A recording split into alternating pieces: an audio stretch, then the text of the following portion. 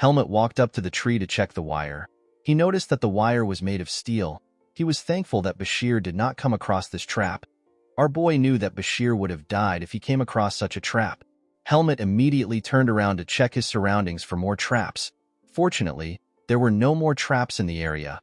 While Helmet was looking around, he spots something moving in the forest. Our boy decided to find out what it was. When he walked up to the entity, he saw a deer that was tied down. Our boy immediately realized that the deer was a bait that his hunter set out. He realized that Bashir might have followed that bait and fell into the trap. Helmet took out his arrow and decided to take the deer with him. He shot the deer with his arrow. In the next scene, we see that the students have returned back to the base. The students placed the bodies of their catch on the mat. Among the animals on the ground was a bear. The students and the instructors were shocked to see the bear. Asuka rested on his catch with a confident smile on his face. The other students were annoyed to see the mad dog smiling. They could not believe that a bear was actually in the forest. James asked Asuka if Helmet helped him catch the bear. The mad dog was annoyed to hear this. He told James that Helmet also has his own pride. He reminded James that our boy caught something else. When the redhead turned to our boy, he saw him standing next to a deer. Instructor Alan was happy to see the deer that Helmet caught. He told our boy that deer meat is delicious. After looking through the animals which his students caught, Alan commended them on their hunt. He decided to reveal the prizes for the hunt. The 5th place gets 10 Academy meal tickets. 4th place gets high-quality quill and an ink set. 3rd place gets 10 Academy bookstore gift certificates. 2nd place gets a pass to use a private training ground. The students began to smile when they heard the prizes. According to Alan, the 1st place gets all the prizes of each positions. With a confident smile on his face, Asuka rested his hand on our boy, believing that he was going to take 1st place. Asuka told Helmet that he does not need the quill and the ink set. He asked our boy if he has anything he wants from him. While the students were cheering, Alan decided to announce the results of the hunt. The scene shifts and we see Helmet and his teammates around a campfire. While staring at the fire, James told his teammates that it is a rare privilege to have a private room. He explained to them that only someone like Aaliyah has such privileges. The person who was granted the private room was only given access to it for a week. Of course, this is still quite amazing for a mere hunting competition. With a cocky smile on his face, James called Asuka 2nd place and asked him to enjoy his room. The mad dog could not believe that he actually got 2nd place. It did not make sense to him. Asuka began to complain. He reminded his friends that he caught a bear. He could not believe that he was given 2nd place for catching a bear. He asked his teammates to tell him if there is anything more impressive than catching a bear. Andro reminded Asuka that a student named Bruce brought back a fox with silver fur. Instructor Alan and Instructor Patricia had never seen any animal like the fox. Dino revealed to Andro that he was also shocked when he saw the fox. He assumed that Bruce caught a mythical creature. Our boy decided to comfort Asuka. He reminded the mad dog that he has always wanted a private training room. He told Asuka that the room is better than Quill. Asuka knew that our boy was right, but he still wanted to take 1st place. While grunting, Asuka remembered that Helmet was also given a prize. He asked our boy about his prize. Helmet told the mad dog that he was given 10 Academy meal tickets for taking 5th place. The other boys thanked Asuka for catching a bear. They were eager to taste bear meat. Asuka told the boys that anyone who was not able to get a catch will handle the meat preparations. The mad dog believed that this was fair because he was the one who caught the animal. The boys became silent when they heard this. They all stared into the fire. While the boys were looking into the fire, Andro told the boys that it feels lonely without their 3 teammates. Although they did not say anything, the other members felt the same thing as Andro. Bashir left the group after his incident. As for the other 2, something happened some hours earlier. While taking Bashir back to the base, Wesley climbed a bridge. The bridge collapsed and Wesley also got injured. Michel fell into a pit trap and injured his leg while hunting. Michel's fractures were so severe that he had to be rushed back to the academy. Now there are only 5 boys left in the group. Dino told his teammates that they are very unlucky. He could not believe that only their group had 3 accidents in one day. Andro revealed to his teammates that Instructor Patricia asked them if they want to reassemble the group. While his teammates thought that they were unlucky, Helmet knew that the accidents was no coincidence. Our boy realized that his hunter was trying to pick off the people around him one by one. He could not believe that his hunter would rather use such an underhand method than to face him directly. Helmet wondered if he should just share the situation with the boys. While he was thinking, Dino told his teammates that he hopes that their friends are okay. Asuka believed that this was a stupid question. He He reminded Dino that the three boys have returned to the academy. He told him that the boys are probably enjoying the comfort of their beds. He told Dino that they need to worry about themselves, especially since they will be spending the night on the ground with a piece of clothing starting the next day. Dino and James were shocked to hear Asuka's response. James could not believe that Asuka would be such a heartless bastard. Andro could not believe that the teams would be camping separately away from their instructors starting the next day. He asked his teammates if they will not encounter any traps. James hoped that their team would be able to return safely without the help of their instructors. Upon hearing the boys speak about their worries, Helmet decided to not share any details about the situation. Our boy realized that he would be creating unnecessary anxiety. Fortunately, the teams would only be partaking in group activities for the rest of the trip. Helmet was certain that he could keep the group safe as long as he stays close to them. The next day, we see the students walking away from the base. Helmet used a map to show his teammates the location which they were assigned to.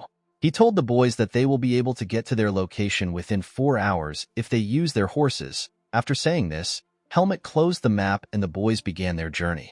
After traveling for a while, the boys arrived at their destination. The moment the boys arrived, James told our boy that he has something to show him.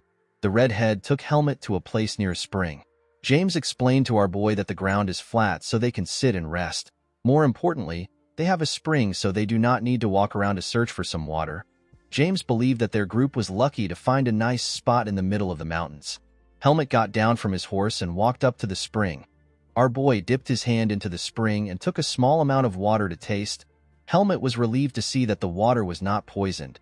He did not want to go through the same problem he faced when he traveled with the noble lady. While Helmet was next to the spring, Asuka walked up to him. The mad dog was surprised to see that Helmet rushed to the spring the moment he saw it. He asked Helmet if he was quite thirsty. Our boy did not know how to respond to Asuka's question. While the boys were looking around, Dino suggested that they unload and rest for a while. He reminded the boys that they arrived earlier than the original time.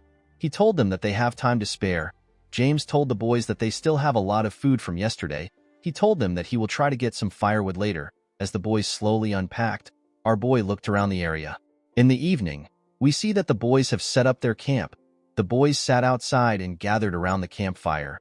They all stared intensely into the fire. A sad and melancholic vibe was in the air. When our boy looked around, he could tell that his teammates were really down. Of course, our boy understood why his teammates were anxious. 3 of their members were injured and sent back to the academy. This was enough to make the students worry. While the boys were looking at the fire, Helmet stood up. Dino asked our boy if he needs something. Helmet told the boy that they are low on firewood. He told him that he wants to get some more. Asuka stood up and told our boy that he wants to go with him. The mad dog did not like the vibe which his teammates were giving. Our boy was annoyed to see that Asuka would not leave him alone. As the forest grew darker, the boys searched for some wood. After he was done searching, Asuka asked our boy if the wood he got is enough. Helmet commended the mad dog for helping him search. He revealed to him that they cannot use the wood which he found because they are wet. Asuka was surprised to hear this. He asked Helmet if they cannot just use any wood. Our boy explained to Asuka that wet wood will not catch fire. Asuka was annoyed to see that the forest was so dark. It was hard for the mad dog to see anything. He told Helmet that he will not be able to keep his eyes open when they get to Baden because of the bright lights in the city. While Asuka was talking, our boy was looking around. The mad dog was annoyed to see that Helmet was not responding to him. He stood up and asked Helmet to try talking. Helmet ignored the mad dog and asked him to focus on getting the wood. Asuka was surprised to hear this. He called our boy a cold-hearted bastard. Since Helmet was not talking to him, Asuka decided to sing to himself. While he was singing, Helmet called out to him. The mad dog was surprised to hear our boy's voice. He immediately told Helmet that he is allowed to sing. Helmet ignored Asuka's statement and gave him the wood which he collected. While looking around, he asked Asuka to take the wood back to the camp. Asuka was surprised to hear this. He asked Helmet if something is wrong. Our boy told his friend that he has something urgent to take care of. The mad dog immediately understood what Helmet was talking about. He asked our boy if his problem is a big one. Asuka turned around and asked Helmet to do his business far away so that it does not smell. The mad dog did not understand why Helmet had been relieving himself ever since they came to find some wood. The moment Asuka left, our boy walked into the forest. Inside the forest, we see a man sharpening a stake. Helmet stepped out of the shadows to greet the man. He asked the man if he is prepared to his satisfaction. Our boy placed his hand on his sword and walked towards his hunter. The hunter turns out to be Fascio the entertainer. Fascio thanked Helmet for accepting his invitation. He told him that he enjoyed his pre-work thanks to him. Fascio believed Helmet had some questions for him. He asked our boy to sit down on a log so that they can chat. Fascio continued sharpening his stake when Helmet sat down. He told our boy that he is in a good mood because he can finally talk to him face to face. He explained to Helmet that he has gotten tired of watching him from afar. He asked him to tell him how it feels to see his hunter. Helmet told the entertainer that he has a weird taste in masks. Due to the fact that Fascio was hiding his face, our boy became certain that his hunter is quite shady. Fascio told Helmet that he is quite different from other preys. According to the entertainer, when most people realize that they are being targeted, they try to run away. However, Helmet is different. He constantly tried to catch his hunter. Fascio could not believe that Helmet actually acted like he was the true hunter. Helmet did not say anything to the man when he heard what he said. Fascio explained to our boy that he revealed himself to him in order to give him a last chance.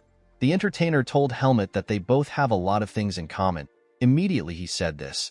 Fascio placed his hand into his pocket and took out something. He threw the thing at Helmet.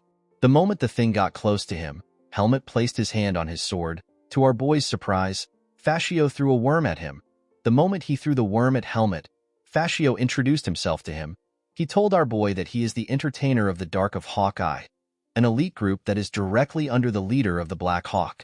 Fascio has the authority to recruit useful members into the group. He told Helmet that he is too talented for him to die in such a place. He asked our boy to join the Black Hawk by eating the worm. He revealed to him that the worm will eat his heart out if they do not provide him with a special medicine. He assured Helmet that the worm has no other side effects. Fascio explained to our boy that his men are waiting to kill his teammates if he refuses. He asked Helmet to think carefully before doing anything. Our boy glared at Fascio when he heard this. He told the entertainer that he is lying. Helmet believed that Fascio was not someone who could command subordinates. Fascio asked our boy to believe whatever he wants. Helmet found it odd that Fascio would kill nobles. He asked the entertainer if he will be alright after killing nobles. Fascio explained to Helmet that all nobles are not equal. He told him that he already sent all the important nobles away. Our boy immediately realized that Fascio was referring to his 3 teammates. The entertainer placed his hand on his head and asked Helmet to not overthink things. He told our boy that he never had a choice from the beginning. According to Fascio, the only way for Helmet to survive is if he accepts his offer. The moment Fascio said this, Helmet took a look at the worm. After staring at it for a while, our boy closed his eyes. He seemed to be disappointed. Helmet could not believe that Fascio actually told him that they have a lot in common.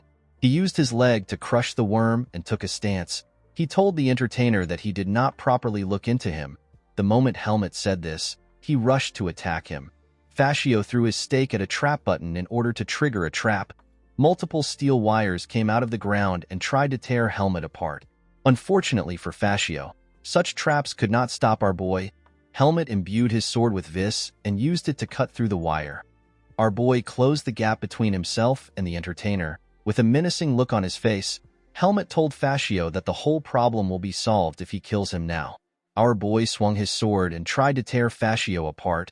To his surprise, Fascio's body turned into red smoke and disappeared in front of him. The entertainer reappeared next to Helmet. Helmet could not comprehend what was happening. Fascio took out a knife and placed it on a wire. He told our boy that he threw away his chance. He assured Helmet that he will not leave the forest alive. The moment he said this, Fascio cut the wire. Immediately he cut the wire. Several projectiles closed in on our boy. Helmet was shocked to see what was coming towards him. Guys, we have come to the end of our video. If you guys want part 33 of this recap, let me know in the comments section. Don't forget to like and smash that subscribe button for more recaps. See you guys later.